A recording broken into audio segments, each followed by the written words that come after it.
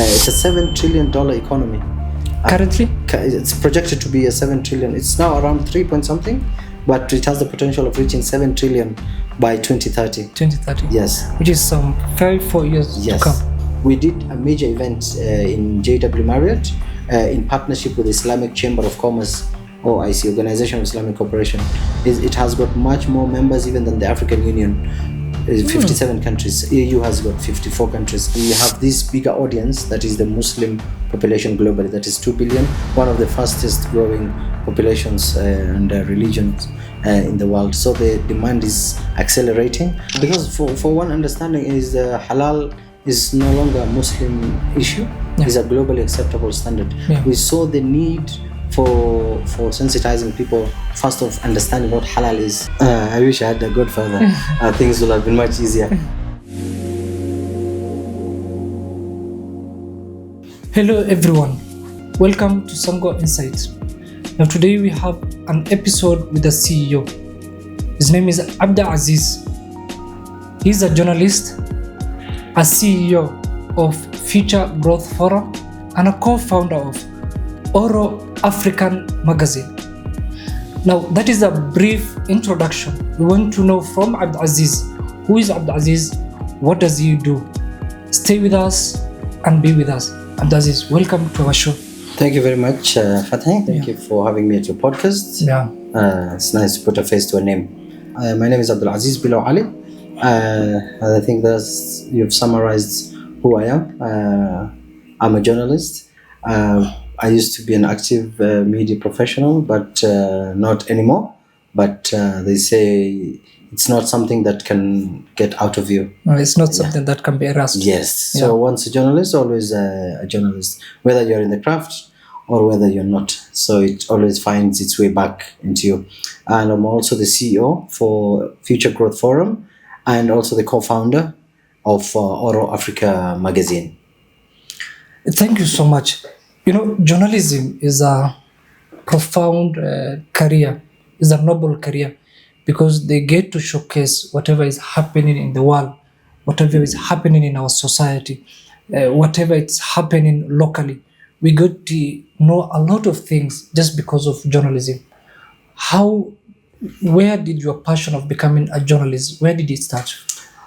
Well, they say if you believe in something, the sky is the limit. The sky is the limit. Yes. So what I did is it's not something that I tried to become out of spite or anything.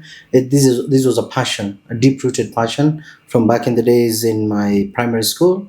There's this time when the teacher wants a particular student to read a comprehension story, or maybe to read a letter in the school assembly. This is a time my hand was always up. I was shy. I was afraid of standing in front of people. But deep down, there's this fire that was burning inside you. Yes. So this is my journalism career. This was my push. The fact that I wanted to be seen as a storyteller, as a person who narrates how an event unfolded. That's where my passion comes in. So it started at a very young age, and alhamdulillah, thanks to Allah, I managed to acquire the necessary skills and craftsmanships, and I did with the international media as well and local media, both here in Kenya and around the world. You have mentioned that you had maybe a phobia in speaking publicly, and we know that journalists speak in big forums in many places. How can you assist them, or what advice do you have for those people who want to pursue journalism, but they have this fear in them that if I speak maybe with a group of people or crowd of people, I may lose it all?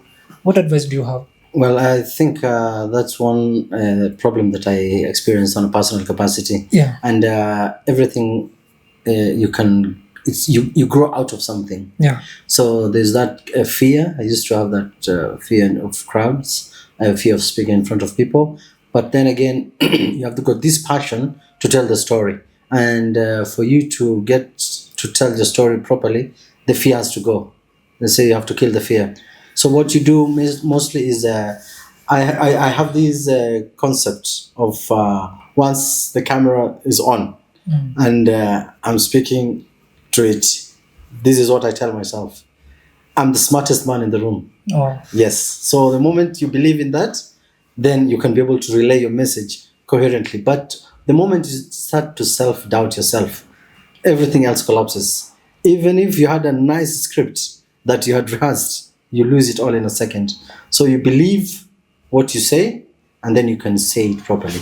so basically you are saying we need to face your fears, also believe you are the best person when the camera starts rolling, or when the camera is off, and also you need to believe whatever you're saying. Exactly. That is so profound. How many years were you a journalist? Well, I've been in active journalism since 2010. 2010. Yes, until Wow. 2021. That is 2021. That is 11 years basically. You have more than a decade experience. Exactly. Yeah. And after me shifting from active media and communication, I moved. Sorry. After I shifted from the active media coverage, I moved to a different field. But just like I had mentioned earlier, the craft never leaves you. So the skills that you acquired back in the media days and in your journalism career, they are the same set of skills you tend to use in terms of communicating to people, especially now that I moved to the investment and the business platforms. Most of the work that I do is engage people, strike partnerships, to explain to people what my objectives are. So you see, if I was not a good communicator, then nobody will understand you. So I use the same set of skills I acquired and the courage back in the media days to be able to tell the business people how and what I hope to achieve. Yes. For you to become a journalist, what are the sum of requirements? What of some of a person maybe requires for him to be a journalist in modern day? Well, in modern days, I don't know if you've noticed, but journalism has become a career where it's not the first career for people. People have acquired a different set of skill, and then they find it easy to work in the media industry. You find seasoned lawyers who are working in media houses, but based on their years of experience in the media, then they start to go back to school to learn more about communication and journalism, so that they can be able to show that they have at least the paperwork for it. So I've seen, especially in Kenya, journalism to a certain degree is a first career choice for people, but I've seen that it's much easier for people to switch from other careers back into media. And I think you've also realized that many courses in universities, they have this communication aspect to it, because the world has become a global village, and now communicating has become an art. So it's not just a media or journalism Let thing me only. cut you short. Yes. I did economics and statistics Yes. in the University of Nairobi, and we had a course, a unit called communication skills. I vividly remember. Yes. Yeah. Yeah. So, and basically, when you are starting this career of journalism, have you started as a freelancer, or were you an intern somewhere? You had this godfather and then you got a job instantly. What was your journey, Mr. Abdaziz? I wish I had a godfather. Things would have been much easier. So I'm proud of the way that I took. Yeah. I started as a freelancer, and thanks to technology, thanks to the internet, the world is a global village. Yeah, sure. You get to do your research. You know whatever particular news organization needs, and then you look at the demand that you can offer, the supply that you can provide. You look at the news stories you can get locally. So I started doing freelance articles for some news organizations in the UK, and after that, once your stories have a byline to your name, most media operatives out of Kenya, they will tend to look at the credibility of your news and look at if it's factual, and then this is how you get gigs. So instead of you just being hired by a particular organization, to begin your career, you need a mentor. So if you work, let's say, for example, New York Times, You can become their stringer locally by providing information to their correspondent who is not based in Kenya. This is one way of you entering into the media limelight. The story will be said it's been written by the journalist who is hired by that entity, but down there they'll say contributed by Abdul Aziz bin Ali. So you see, this is how people get to know you. They will cite your name. They will cite your name, and that goes a long way to give you much more credibility, because news organizations will begin to call you to ask you to become a contributor to them, either through phoners or the live link, or maybe you pen an article.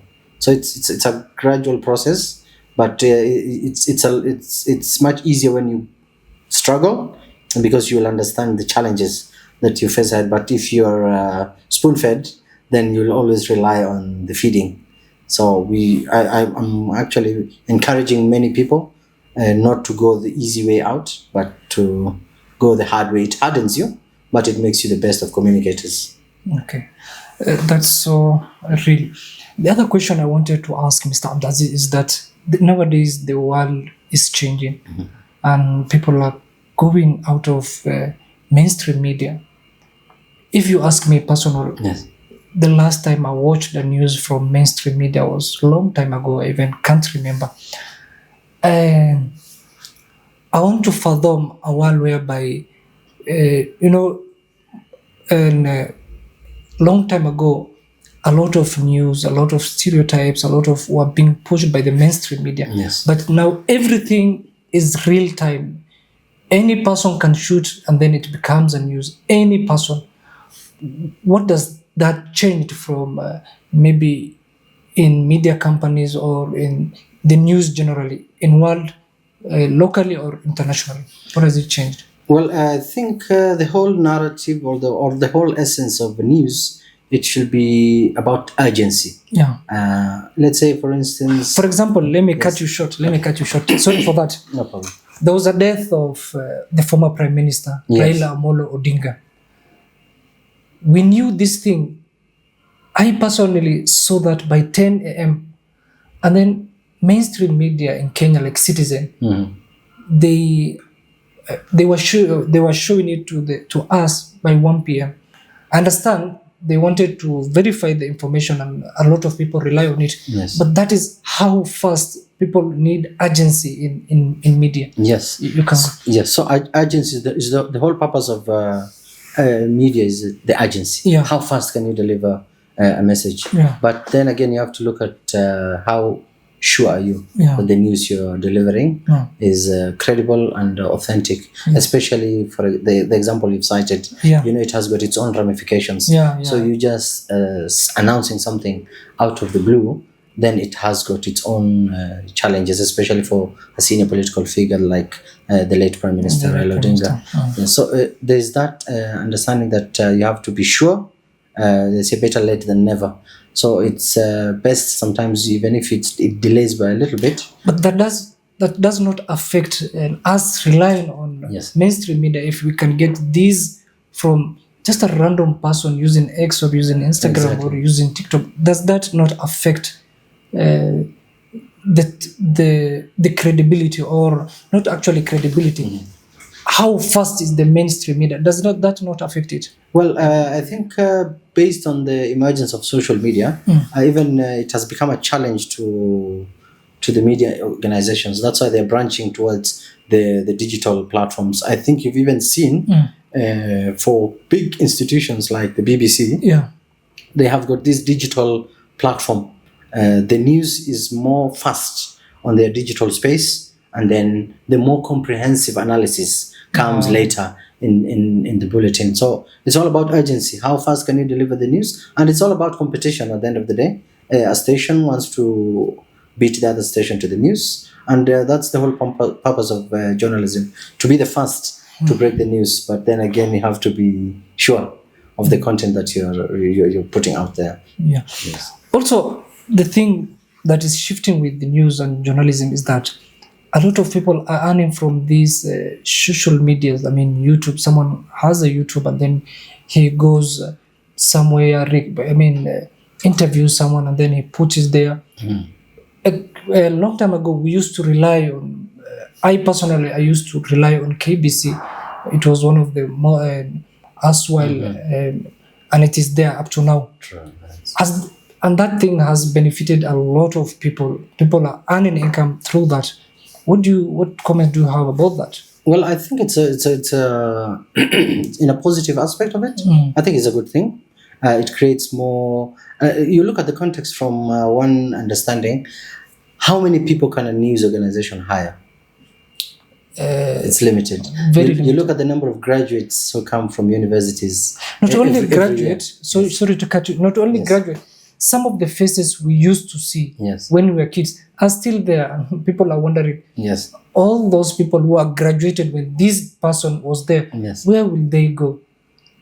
True. I agree with you. Yeah. Even for some of the institutions that I worked with, you find someone who has a 30, 40 experience, and probably they've been working in that same station for all this time. So you see, if you relied in getting a formal employment only Yeah. from that organization, then it will be very hard, because you have a person who's been working there for 30 years. Yeah. So you can imagine the number of opportunities that they've been able to offer to the young people. So now, with the emergence of the digital age, and the only aspect that helps the young people is the fact that the people who've been in the media industry for a while, they are used to the old school way of handling media, but now it's more digital. You find someone with just a mobile phone can be able to give the news coverage from wherever the event happened in an instant.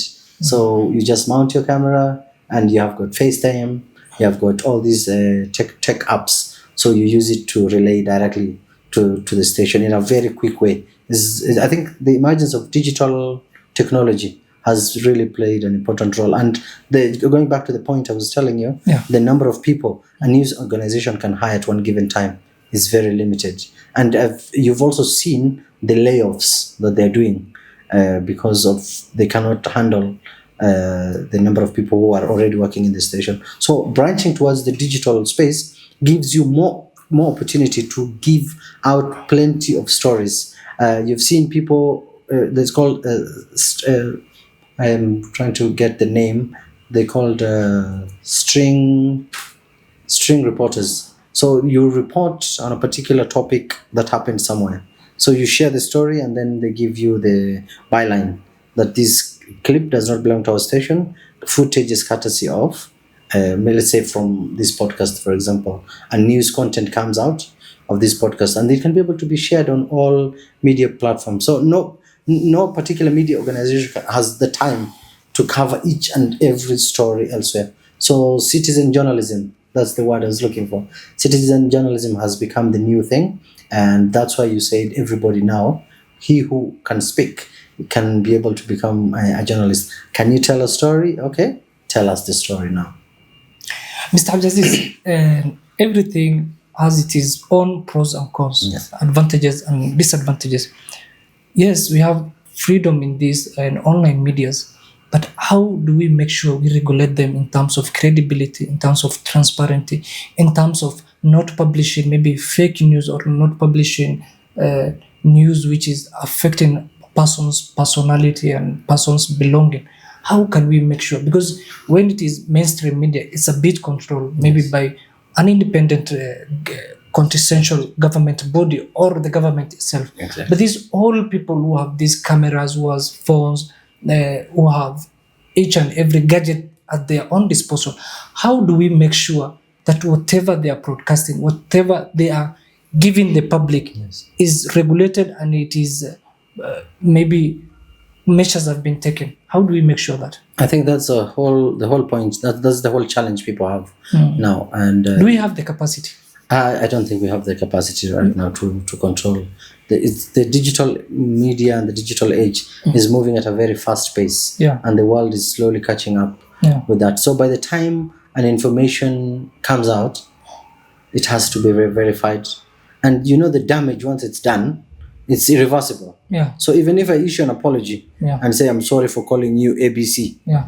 people will always look at the context that I said about you. They will not look at the apology. And the apology will not get more visibility compared to the insult maybe I heard it. And also they say internet is forever. It's forever. Once it's in the internet, the internet never forgets. Yeah. So it's very challenging, and I think that's where now, if the government has got tough rules again, Yeah. it will be accused of censorship. Yeah.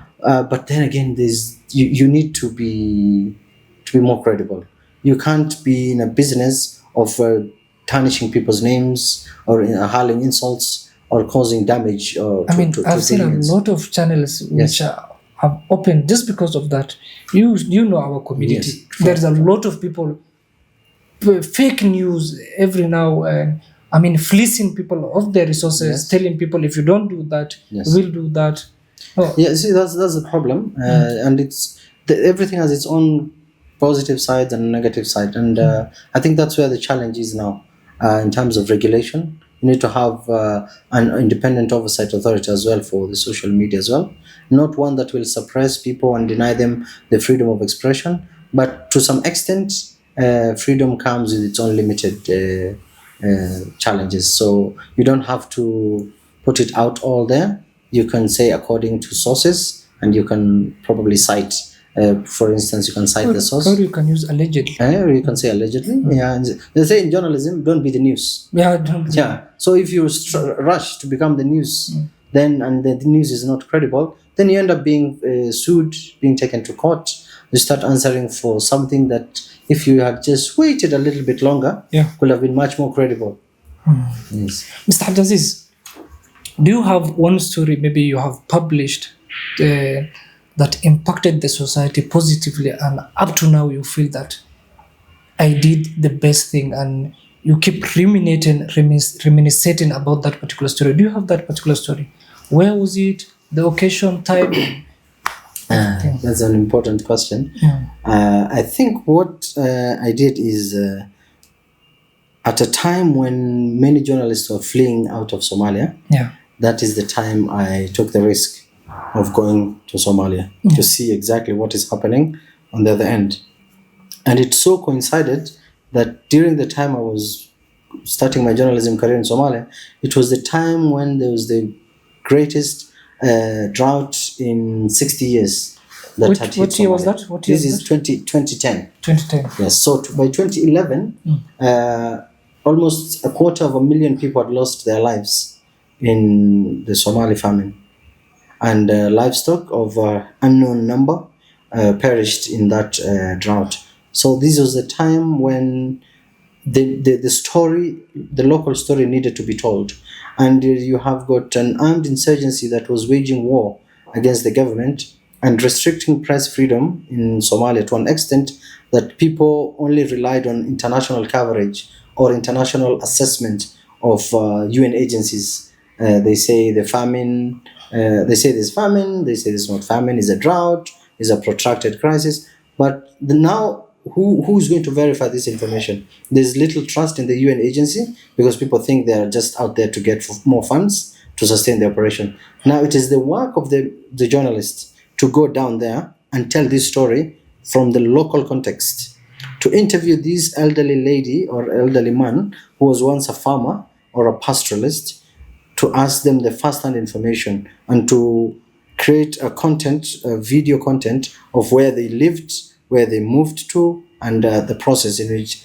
they moved to. So a picture also tells a lot of more information than any other analysis that is given out by a third party or an independent organization. So basically what I did is I took the risk of going to interview and do stories, first-hand account of people who fled. Which place was that? This is in Somalia. Somalia where? Yes. Most people coming from southern Somalia, the Lower Shabelle, the Middle Shabelle, the Bai and Bakol regions. Now, all these regions were not under government-controlled areas. Oh. So it is very hard for the local reporter to be able to go there. Because on one end, you have got the militant insurgency that will kill you on the spot if they know that you're a journalist, and the fact that you're giving out information about the people, talking about an existing problem, does not go well with them. They want these people to remain in this territory so that they can have subjects to control.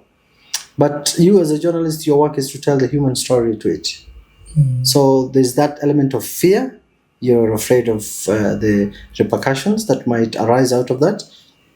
but it is your prerogative to tell the story regardless. So this is how I started my journalism career, and I'm grateful because I did not start locally. I started telling my story to an international audience. I started my stories with the Press TV. This is an Iranian 24 hours, an English news channel. So I was able to tell all these stories about how a particular family moved from Bai and Bakol or Middle Shabelle region to come to Mogadishu. This is a family that had a farm, had livestock, was self-sufficient, but because of the natural calamity that befell them, then they have to come to live in a shanty establishment, in a camp that is being provided for by the United Nations. So you move from a house to a tent where you rely on handouts. Yet you were the one who was assisting the local community there, but now you rely on handouts. So these are the stories you need to tell, because people think that there is drought and then there is hunger only. But you tell the story that this is a situation that was created due to the fact that the insurgency has forced the locals to come out of this territory to come and look for food into government controlled areas. Because if it was the other way around, it is the government and the UN agencies who would have gone to their areas and provided them food and a living from where they live. But they can't now. They have to move to urban centers because the government did not control all this territory. Wow. And how many times I wanted to begin, I'm commence the question with, have you ever put your life in risk when reporting? But as a journalist, I think that is the requirement. That is the requirement. How many times have you put your life in risk during your tenure as a journalist? Well, I think for especially in the environment that I was working in Somalia, I think every other story that I was covering, whether it is in a positive light or in a negative light, it was putting myself in tremendous danger, because you have got actors who don't want to see a journalist. You have got actors who just want to make headlines by killing a journalist. You have got people who are so used to violence that they don't want to see someone with a camera telling a story. Or maybe you tell a story that someone is not pleased with. For instance, during the height of the humanitarian crisis, there's a category of people called gatekeepers. These are people who they will lease a piece of land, and then they will bring on board people who are fleeing drought, and then they will host them in their land. Now the tricky part is they were charging the people, they're getting their lease from these people, and then the food rations once they come, there used to be incidents where they were accused of looting the aid that was meant for these vulnerable people. So you see, this is a big challenge, and once you come there to start reporting, the moment they see you interviewing that elderly man or elderly lady, they think you're asking them about the problems that they're facing internally. They don't want you to ask them that. So they will intimidate the locals who are there. They will intimidate me and my camera crew, and then they will tell us not to report that story. And even if the story is out now, there's that repercussion again. They might start to target you once they realize that the story you did was not in the way that they wanted. During your journalism career, have you ever been sued? There's this concept that you should not be the news. So deep down, it's my safety that comes first. I tell the story, but I make sure that it's more balanced. So you try to bring on board both sides. If one side is accusing the other, you try to get the source from the other side. You say there's an accusation that has been labeled against you. What's your take? What's your take on maybe censorship, when a government maybe of the day is censoring these media outlets or media companies so that they don't show the real story on the ground? Maybe there is a political strife in a country, and then there is a lot of people who are being killed as a result of that, and the government is trying to regulate that and to censor that. What do you say about that? Well, I think the whole purpose is for the media to be fair and balanced, and for the government to ensure that there is press freedom at all. For any healthy democracy, there has to be press freedom. So they go hand in hand. You can't be a democratic nation yet you curtail your media, or you restrict them in their way of providing news coverage. But then again, there's that responsibility towards the media houses as well, that the information that they're offering should be credible and not one that is meant to create havoc and to create skirmishes. I think at the end of the day, the most important thing is peace and stability, because I think from the comfort that we are sitting right now here, it's not something that we created ourselves, Yeah. but we have a role to protect Yeah. the same freedom that we are using now to speak as well. And Mr. Abdaziz, how many TV stations or media outlets or radio station have you worked with? On a local capacity here in Kenya, I have worked with FM. Stephen? Yes, I used to be a stringer, a reporter for them, and also I used to be a contributor but through the digital landscapes in the radio stations. But after I left Kenya and went to Somalia, I worked with the state-run Radio Mogadishu and the Somali National TV. But this was the time that they were being recreated for the first time after the formation of the government. This was the time President Sheikh Sharif came to power. There was a big gap in between that. There was little to nothing in terms of government support. It was a transition Yes, government. it was a transition government. So every other thing was after Siad Barre's government. So we were working alongside some colleagues who came from the US and UN to re-establish the channels of communication for the government, because the government was just relying mostly on press releases that were being dished out. So you can't fight a narrative against an organization that is using the media a lot. So you create your own channel of communication. So we were working in the Somali National TV and the Radio Mogadishu. This is on the Ministry of Information. That's where I started my journalism career in Somalia. And then once we realized there's the problem with the famine, and then there's the international media, they needed a voice locally for someone who speaks their language, the English language, and can be able to tell a story to an international audience. So that's the time I started working for Press TV, and I was able to tell the humanitarian stories. And then there was a lot of Arab aid that was coming into the country. So they also needed more coverage of the Islamic response to the drought crisis in Somalia. So that's when I started with the Press TV. And then I progressed for a couple of years. Then the story changes. It's no longer drought now. We are past that stage. And then the government now is trying to assert control in areas under the militant control. So I moved now. I started working with the Voice of America, the English service. And as you know, that the US is one of the greatest allies for Somalia in the war against terror. So most of the coverage of the work that we are doing were related to the fight against the armed insurgency. And after that, the government now asserted its control everywhere. It was more of developmental stories and how capacity building is needed to be able for the local community to become more resilient. So that's when I shifted again from VOA, and then I went to CGTN. This is a Chinese-run TV. And of course, being a journalist comes up with a lot of traveling. Yes. Which are the most countries you have traveled, and what are some of the places you have enjoyed broadcasting from there or giving report from there? Which place is that? I think for the years that I worked in Somalia, I think the biggest accomplishment I did was there's a way international reporters just try to love operating from the capital city. They just go on the rooftops and then they talk about every other story that happened in every other village within that republic.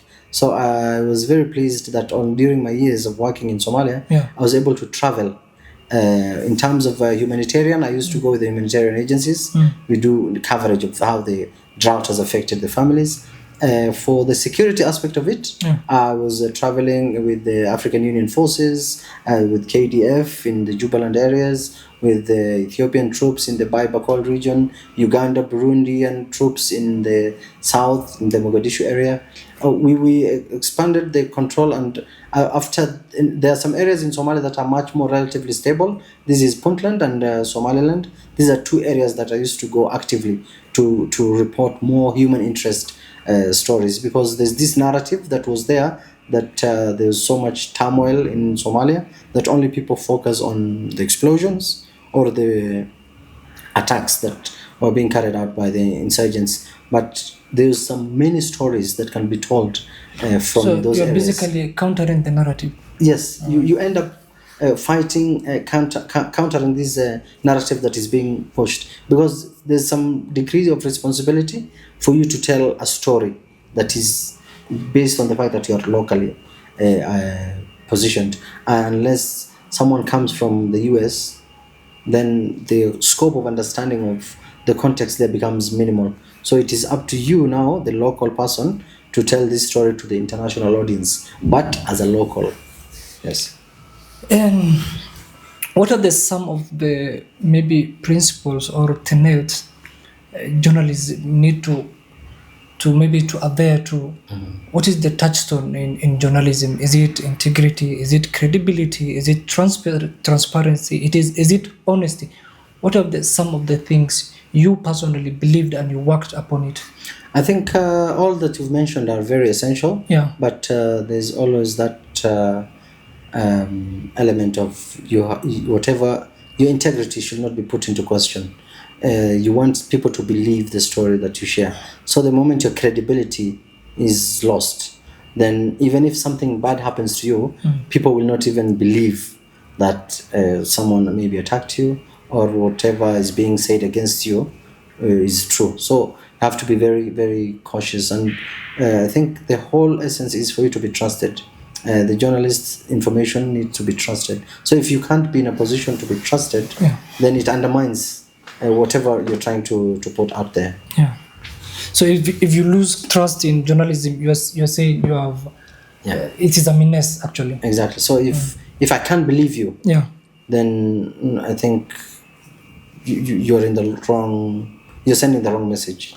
Yeah. As we wind up your journalism career, what is the one advice you need to give a young person, whether a boy or a girl, who is maybe finishing their journalism degree, or they want to pursue journalism? What advice do you have for them, Mr. Abdulaziz? Based on my years of experience in working in international media, I will just advise whoever wants to join the media landscape to be unique in his own way. I don't like the culture of people emulating a particular person. Yes, you can look up to that person to some degree, but that person remains that person. People don't want... so you're basically saying, be yourself, everyone else is taken. Everyone is taken, yeah. So don't be another Abdulaziz. Abdulaziz is there. He's been seen. So people are done with him. Create a new context. That's why you see digital media, even in YouTube, you see people have got different niche. So someone will go to look for someone based on the content that they put out there.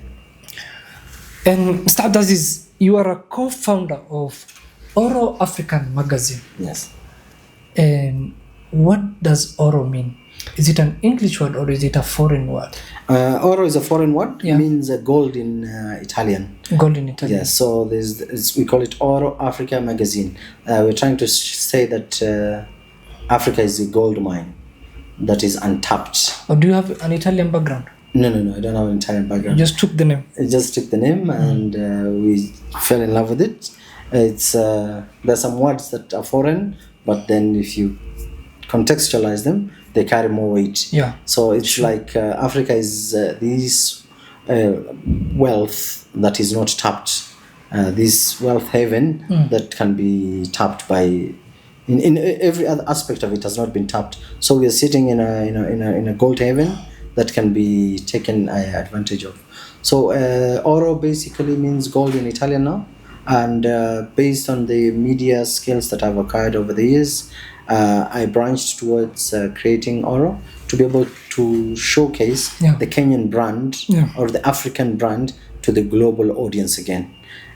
We have got leading magazines that operate across the world, and they show a particular brand, maybe a westernized brand, but there is no magazine that will advocate for more African content, African stuff What is in the market. What is the idea behind ORO African magazine? Basically, it's to tell the African story in the African concept to the international audience.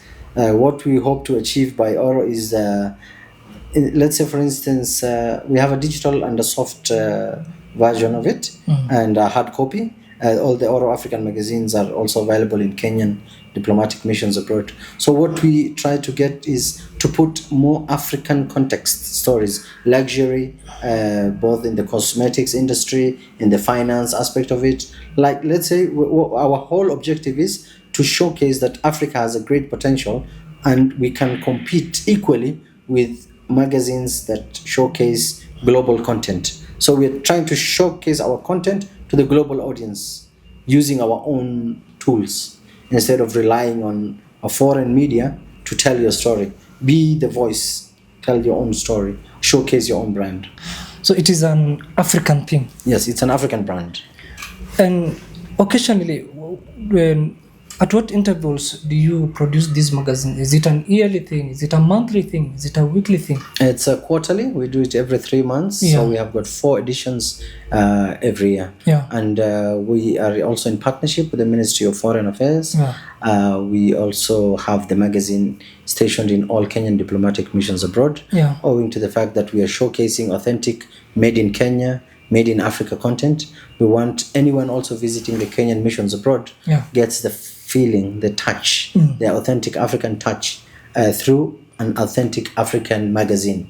You, instead of relying on maybe another content that was published by another foreign press, foreign media, you have your own outlet just to showcase what Africa or Kenya has to offer to the global market. So you are after the idea which says that buy Africa, build Africa. 100%. I'm a pro-African. I am a Pan-Africanist. I believe in the power of Africa, and I believe our story is not yet told the way it's supposed to be told. We don't want to rely more on getting sources from outside. We want to be the voice locally and outside. And to be precise, Africa has the majority of youth. I've read somewhere that we have a lot of youth, more than the other category of people.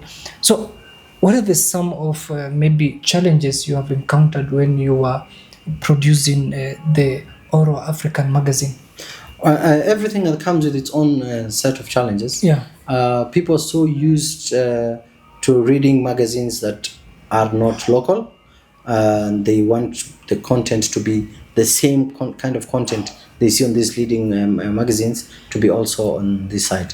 But you need to tell your own story in a very unique kind of way. So I am of the view that the fact that I am encouraging buy Kenya, build Kenya, or buy Africa, build Africa, the same case, that's what I want the private sector and the local authorities as well to do the same. For them to encourage me more to showcase more Kenyan products to the global audience, and not to give me more work, so that I'm encouraging the local content. Okay, also I need you to encourage me because I'm a local. I don't want you to equate me with a foreign magazine and you want me to be at the same level with them. I'm a local guy, so let me build. Give me the space to grow and then achieve more. Are the people assimilating to your magazine, or they're still glued to those international magazine or foreign magazine? Are the local people, are they changing? Do you see some signs? Do they want the local products? I think the whole concept is what you're trying to put out there. We're trying to show them that what we are achieving is not something that is one-sided. I want you to grow. I want you to let me grow as well. So the fact that I'm showcasing your content to a much global audience, this is me giving you another platform to tell your story the way you want your story to be told. Let's say, for instance, if you'll be invited today to speak to an international media, Then they will have their own set of questions. They will try to push it to a different angle Yeah. based on the content that they're trying to put out there. They will always push a particular narrative. So what do? You counter that narrative by creating your own media company, by creating your own magazine, telling your stories in a unique way, the way it's supposed to be told, and you give it the more local context. But now the international audience is now welcoming these African craftsmanships. Let's say, for instance, for the ORO Africa magazine, the digital aspect of it, now we are interviewing people who have made products locally. So they explain to you how a particular product has been made. And then there's the African aspect to it. So the foreigners... I think, to cut you short, Yes. I think they have also the people, the foreigners. Yes. They have also, I mean, they are being bored by whatever the outside magazine are telling them. Yes. I think they want an ingenious African story and Exactly. indigenous African magazine also. Exactly. Of which it helps you so much. Mr. Abdulaziz, for the ORO African magazine, where do you get these stories? Where do you get these ideas? For the context, in terms of the digital aspect, what we do is we engage with the let's say the local perfumers, the local artists, the local tailors, the local architects of a particular product. We engage with them directly, and thanks to social media now, everything is out there. So you engage them directly, and you interview them on the digital platform, and also we get articles written directly by the authors, not through a second-hand person. We engage directly the writers, tell them, talk about the perfume that you've created, or the cosmetics, or the shirt that you've created. What's the message behind it? What's the theme behind it? The way people have welcomed it. What kind of challenge you faced in this category? Like basically tell your own story of your product. Mr. Abdulaziz, how do you make sure that whatever you are putting on this African magazine, Yes. before you even project to the audience you want, Yes. how do you make sure this thing is for good quality, it is formed in an ethical way, it has good branding? Yani, how do you do the due diligence before even projecting to the people outside? I think that's an important question. It's all about trust. People need to have a trust in whatever product that you're trying to put out into the market. So we do our own research before we start putting this story out there. We make sure that we've been able to follow up on this particular brand for a while. We see some of the products that they've done. We visit their factories, if they have a factory, or maybe if it's a tailor, we visit his facility. If it's a cosmetics and pharmaceutical company, we're able to visit them directly and engage with them. We see the product that they're working on. We look at the way they've been interacting with the community. We look at the community's perception of it. And it's not like an advertisement per se story. It's not like me telling you to tell me how good your podcast is. It's me coming here, speaking and trying to see and understanding. And then I also gauge how your audience interact with you again to make sure that it's balanced. Where do you see an ORO African magazine maybe in the next 5 years? Well, I think the fact that we've been in existence for 2 years and we've been able to tell the African story in a much bigger context, I think we are not limiting ourselves at this stage. It's ORO Africa magazine. It's for all of Africa. It's not just a Kenyan thing. We are now extending our hand now to our brethren in the African continent to make sure that they share with us their unique stories so that we can be able to share it to the local African context and also to the global market. So we are expanding our reach now, and that's why we are in partnership with the Ministry of Foreign Affairs. That's why the magazine is now being able to be seen in all Kenyan diplomatic missions abroad. So it's much bigger, increasing the audience, not just in Africa, but beyond Africa. And you just said, Mr. Abdulaziz, that ORO African magazine is just 2 years old. Since you have started this company, how is the reception from the local people? How is the reception from your partners, that is the Ministry of Foreign Affairs or other stakeholders or other prostators or other quasi-government bodies, Yes. how is your reception? Do they welcome the idea? Do they see that there was space and you guys have filled that particular space now? How do they? Yes, they've really welcomed the idea. Yeah. And it's all about telling the stories of Africa and showcasing the African products to the global audience. So we have got a niche kind of market. We've been targeting the 2 billion plus Muslim consumer market globally, and our focus more also on the products that we are showcasing to the world have been on the halal aspect of it. Yeah. So we have this bigger audience that is the Muslim population globally, that is 2 billion, one of the fastest growing populations and religions in the world. So the demand is accelerating, and that's why we need this a kind of outlet that showcases a particular niche in a much detailed way. So they've really welcomed the idea. They've been supportive of the idea, and that's why we are even partnering with the Ministry of Foreign Affairs in the edition that I just showed you right now. Very much, very much. Mr. Abdulaziz, you are also the CEO of Future Growth Forum. What does Future Growth Forum entail?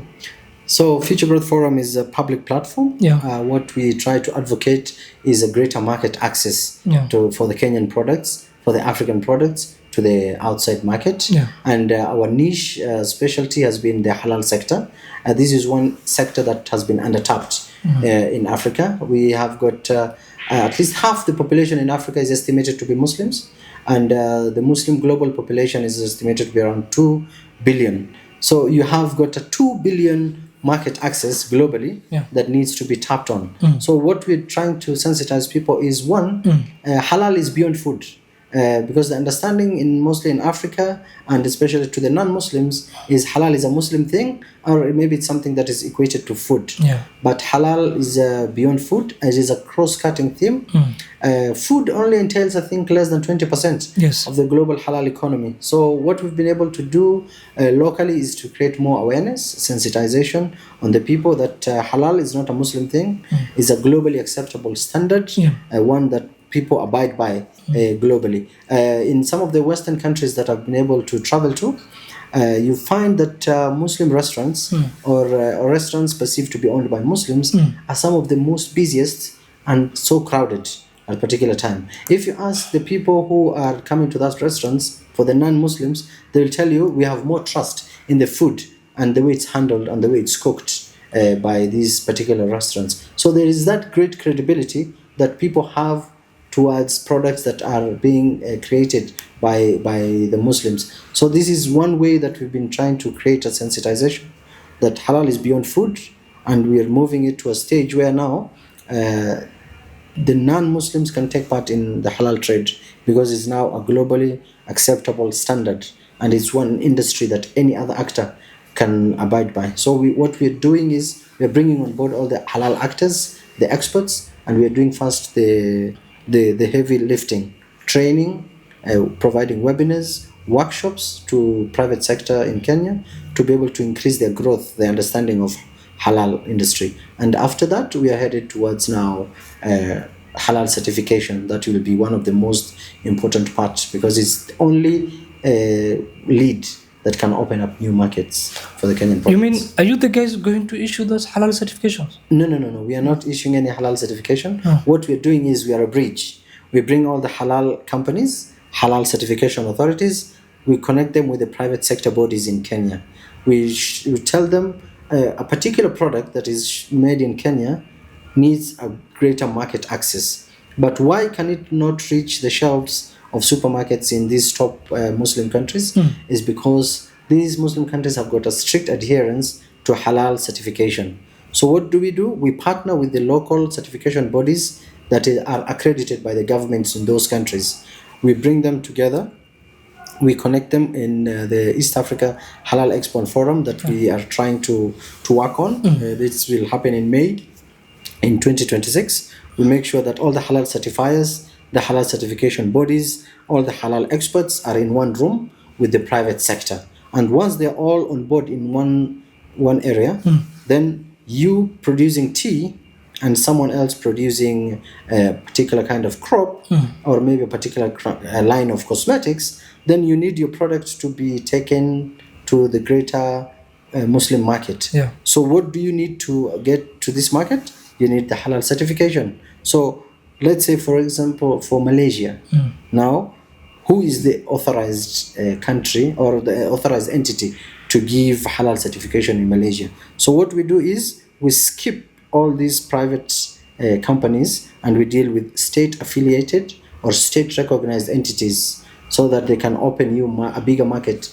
access. Or maybe you can escape the bureaucracy that Yes. comes with this Yes. private sector. Yes, because it's so fragmented. Yeah. You have a satellite office of someone who gives out halal certification. So what happens when you send your products to this country using an unregulated certificate? Then it becomes a big problem. You've used a lot of cost to ship your products, Yeah. and you've used a lot of cost maybe to acquire that certificate. So we're trying to make sure that the fragmentation is done and we bring the right halal certifiers to the event that we are working on in May next year, to make sure that the products that are coming out of Africa are not withheld in these countries once they go there.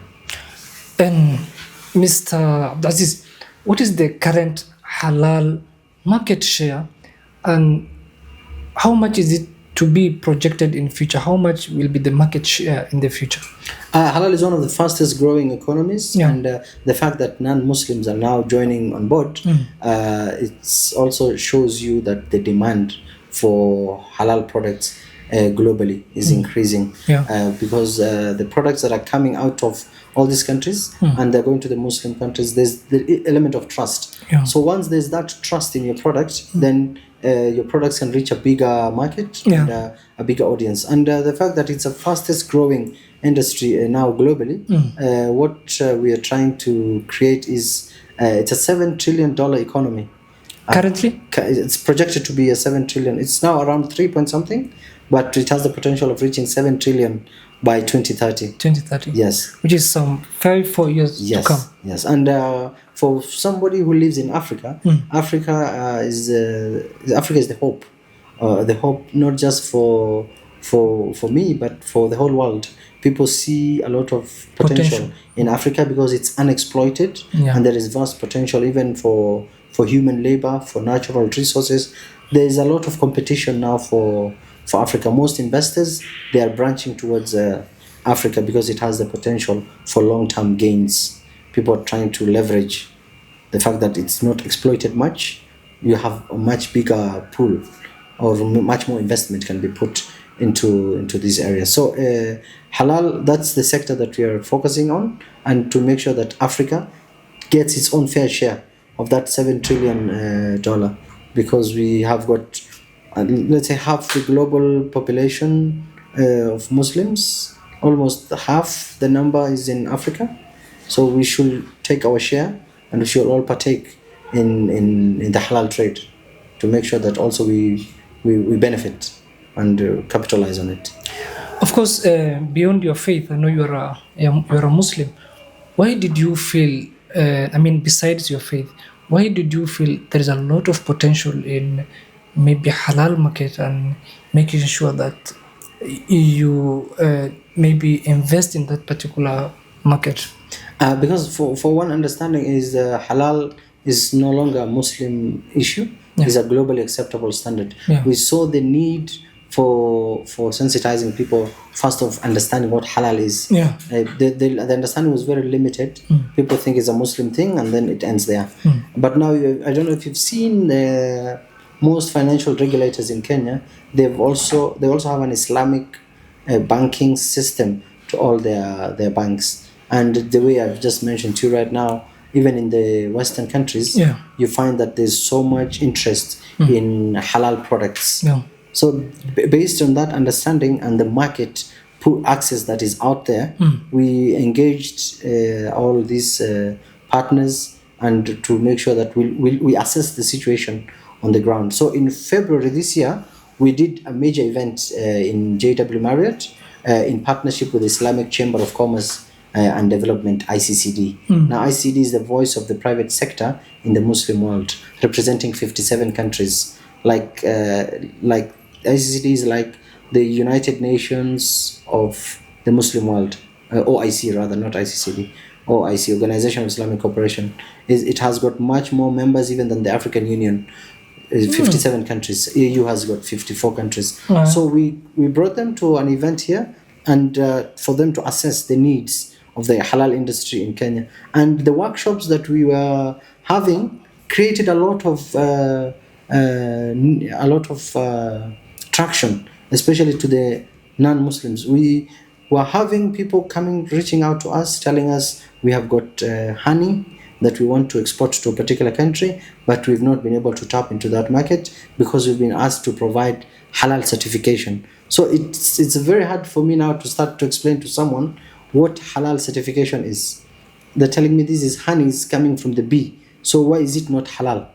So then you have to explain to them halal is not about food or about meat only. It's a cross-cutting theme that cuts across various sectors at one given time: the hospitality industry, food and beverage, cosmetics, pharmaceuticals, meat and livestock. And for you to explain to a non-Muslim person is very, very complicated. So what we did is, instead of us running to do an expo and to bring all the actors on board at one time, we hope to achieve a gradual process. First, we create sensitization. Second, we create awareness. And then after people have been sensitized and they're aware, you bring the actors on board now. And then you connect with the right people who want to export a particular product to a particular country. But now they understand what halal means, what the halal certification entails, how to go about it, and then we do the directly business to business matchmaking. So that's the whole point. That's why we've dragged a little bit. We've been working on this event for the past 1.5 years. So there are expos that happen every other time in Kenya. And we also have one in next year, May. Yes, we're having one in May. What do people need to expect from that particular forum, which we are going to have, God willingly? Yes, so we are doing it in partnership with the Ministry of Foreign and Diaspora Affairs of the Republic of Kenya. But the whole aspect that we are hoping to achieve is we are not the average halal expos that happen every other day in Kenya.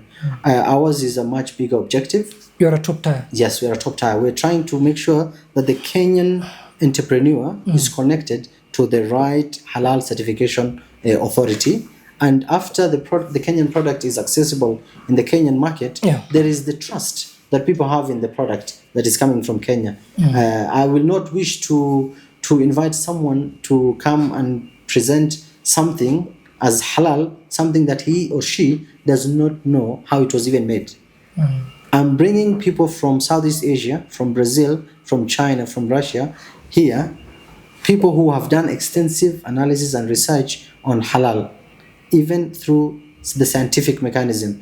I want people to have enough trust in the products that are coming at the expo and the forum, and not just by regular people, seasoned halal experts and countries who've cracked the code in the global halal economy. So the event can be attended by anyone who needs maybe to export his or her products, and he needs to assimilate with halal culture. Exactly. It's a good forum, and I hope to attend and also to educate people on halal certification. Exactly.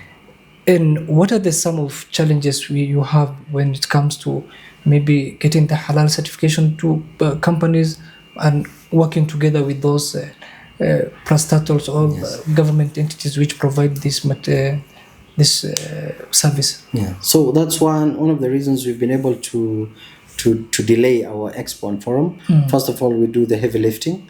We make sure that we are dealing with the right entities. We bring on board the right actors, the right partners, the right institutions who work in the global halal economy. Because at the end of the day, it's a business environment, and we want the Kenyan entrepreneurs, the African entrepreneurs, to be able to be connected directly to the right people for the products and not to be withheld again in different customs or in different countries. So that's the whole narrative that we're trying to push. And because we found it very hard to penetrate into that industry, we delayed our expo so that we can create more awareness first for people. By the time you're saying you have an expo, people will be coming rushing to you because they know the value that you're bringing to the table. It's a good initiative, and actually we thank you for that, Mr. Abdulaziz. Mr. Abdulaziz, we get to know you today. We get to see your background in journalism and also the lessons and the challenges.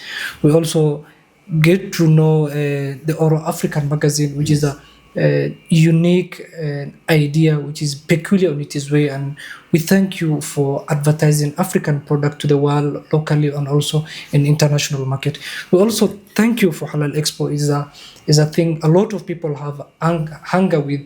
We need halal things. Both you have also told us that also the non-Muslims are embracing it and they believe more in it. Exactly. And we also congratulate you for that, and we wish you all the best.